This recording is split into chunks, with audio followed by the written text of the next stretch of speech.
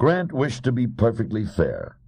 Therefore, the only thing to do was to wait until McNeil sobered up, and then to put the question to him frankly. He could think best at his desk, so he went to the control cabin and strapped himself down in the pilot's chair. For a while he stared thoughtfully into nothingness.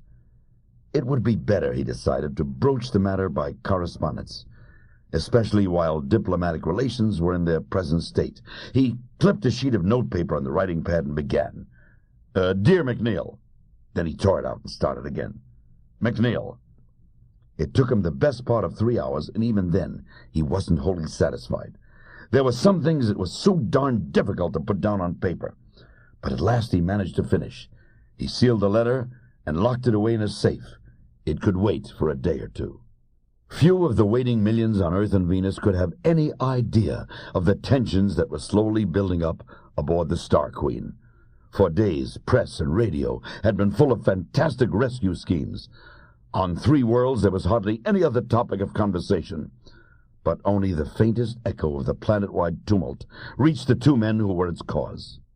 At any time, the station on Venus could speak to the Star Queen, but there was so little that could be said. One could not with any decency give words of encouragement to men in the condemned cell, even when there was some slight uncertainty about the actual date of execution. So Venus contented itself with a few routine messages every day and blocked the steady stream of exhortations and newspaper offers that came pouring in from Earth.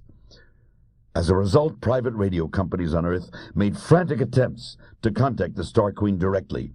They failed, simply because it never occurred to Grant and McNeil to focus their receiver anywhere except on Venus, so now tantalizingly near at hand. There had been an embarrassing interlude when McNeil emerged from his cabin, but though relations were not particularly cordial, life aboard the Star Queen continued much as before. Grant spent most of his waking hours in the pilot's position, calculating approach maneuvers and writing interminable letters to his wife. He could have spoken to her had he wished, but the thought of all those millions of waiting ears had prevented him from doing so. Interplanetary speech circuits were supposed to be private, but too many people would be interested in this one.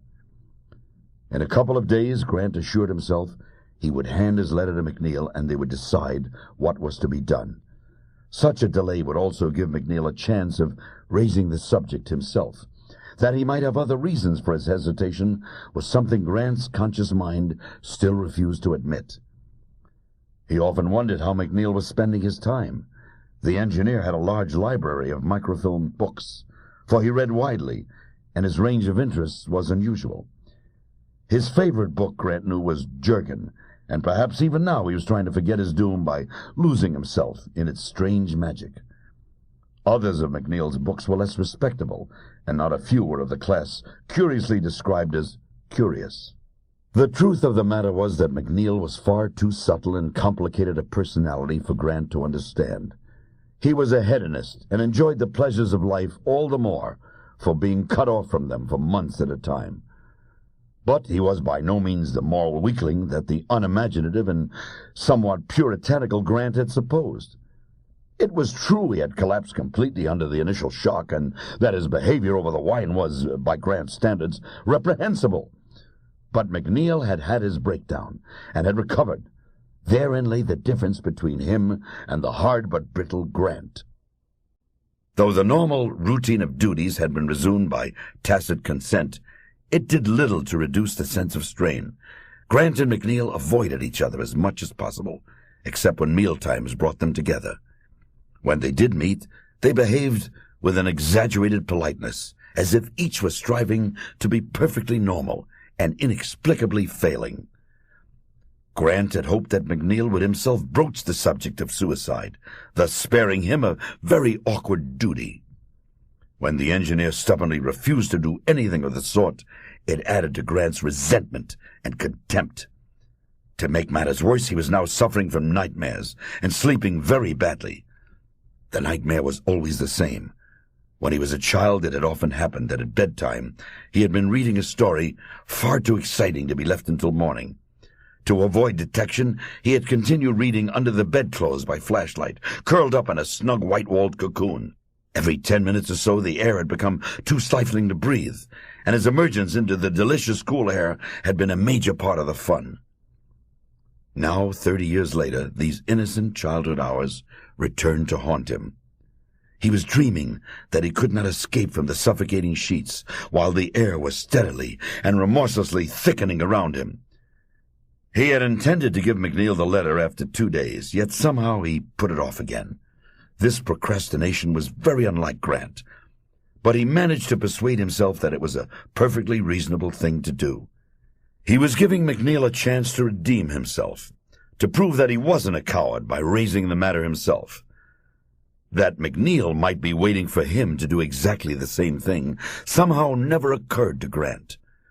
The all-too-literal deadline was only 5 days off when, for the first time, Grant's mind brushed lightly against the thought of murder. He had been sitting after the evening meal, trying to relax, as McNeil clattered around in the galley with, he considered, quite unnecessary noise. What use, he asked himself, was the engineer to the world? He had no responsibilities, no family. No one would be any the worse off for his death. Grant, on the other hand, had a wife and 3 children, of whom he was moderately fond, though for some obscure reason they responded with little more than dutiful affection.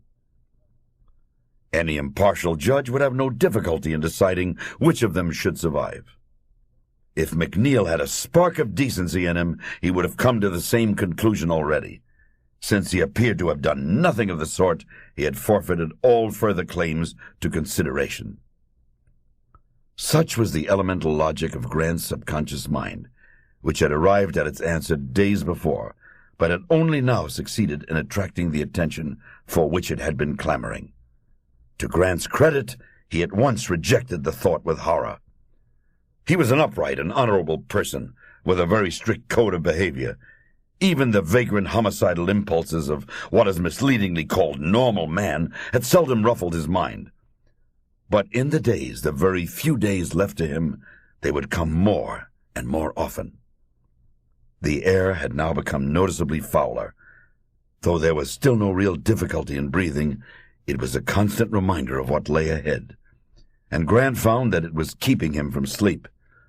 This was not pure loss, as it helped to break the power of his nightmares, but he was becoming physically run down. His nerve was also rapidly deteriorating, a state of affairs accentuated by the fact that McNeil seemed to be behaving with unexpected and annoying calmness. Grant realized that he had come to the stage when it would be dangerous to delay the showdown any longer. McNeil was in his room as usual when Grant went up to the control cabin to collect the letter he had locked away in the safe, it seemed a lifetime ago. He wondered if he need add anything more to it. Then he realized that this was only another excuse for delay. Resolutely, he made his way toward McNeil's cabin.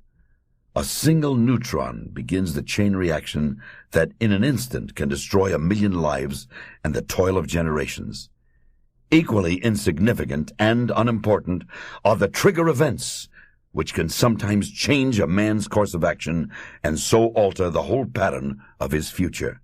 Nothing could have been more trivial than that which made Grant pause in the corridor outside McNeil's room. In the ordinary way, he would not even have noticed it. It was the smell of smoke, tobacco smoke. The thought that the sybaritic engineer had so little self-control that he was squandering the last precious liters of oxygen in such a manner filled Grant with blinding fury. He stood for a moment quite paralyzed with the intensity of his emotion. Then slowly he crumpled the letter in his hand. The thought, which had first been an unwelcome intruder, then a casual speculation, was at last fully accepted. McNeil had had his chance and had proved, by his unbelievable selfishness, unworthy of it. Very well. He could die. The speed with which Grant had arrived at his conclusion would not have deceived the most amateurist of psychologists. It was relief as much as hatred that drove him away from McNeil's room. He had wanted to convince himself that there would be no need to do the honorable thing, to suggest some game of chance that would give them each an equal probability of life.